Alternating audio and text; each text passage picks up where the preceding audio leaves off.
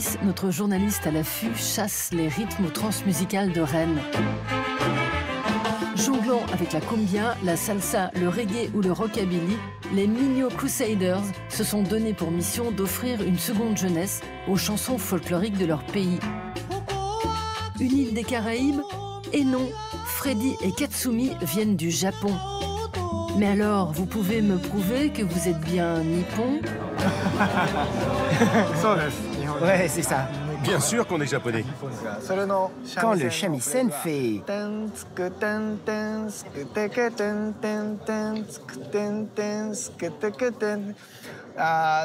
Moi, dans ma tête, j'entends le güero qui fait...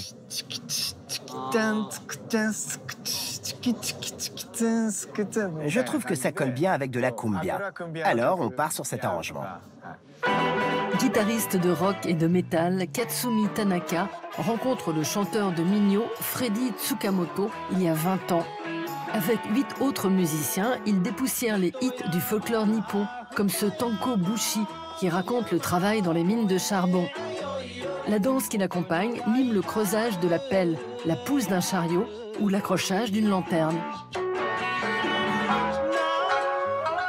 Chanté depuis plus de 14 siècles, le Migno porte la voix des travailleurs qui espèrent une pêche fructueuse, une bonne récolte de riz ou célèbrent les prouesses des sumo. À partir du 19e siècle, les geishas et les sopranos en kimono s'emparent de ce répertoire de plus de 50 000 chansons.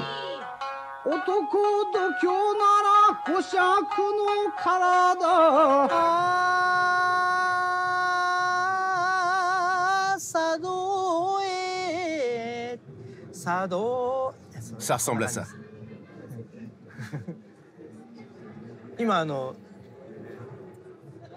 C'est comme s'il y avait la mer, que le public était sur une île au loin et qu'on voulait les rejoindre en faisant des vagues avec la voix.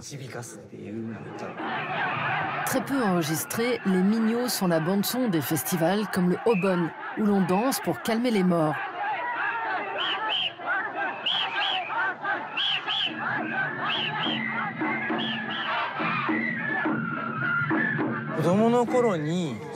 Quand j'étais enfant, je suis allé au festival Obon. Et c'est là que j'ai entendu du Migno pour la première fois. Je me souviens d'avoir vu ce chanteur en haut, sur une estrade, en bois.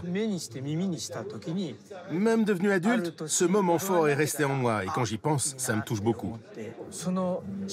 Un jour, alors que je mangeais des nouilles dans un restaurant de soba, j'ai levé les yeux et j'ai vu un écran de télé qui passait du Migno. Sans réfléchir, j'ai demandé au patron s'il y avait un chanteur dans le coin. Et ils m'ont indiqué un endroit derrière le restaurant. C'est comme ça que j'ai retrouvé mon professeur. Au lendemain de la Seconde Guerre mondiale, le Japon est occupé par les forces américaines.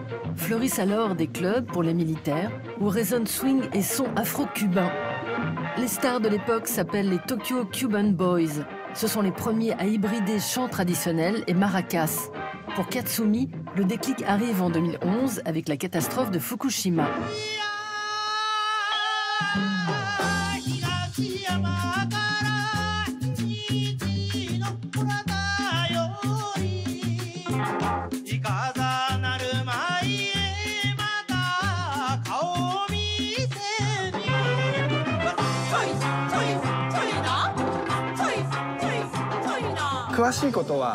Au Japon, il n'y a pas souvent d'images violentes diffusées à la télévision.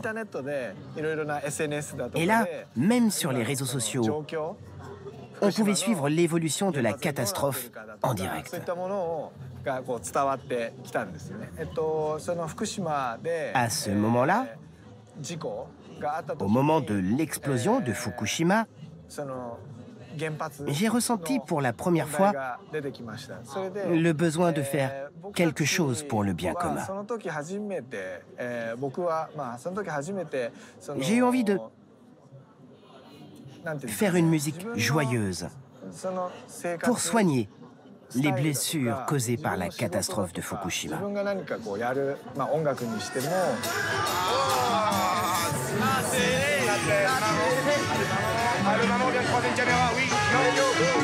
Pour leur premier concert en France, les Mignots Crusaders clôturaient la soirée avec un live à 5 h du matin au Transmusical de Rennes.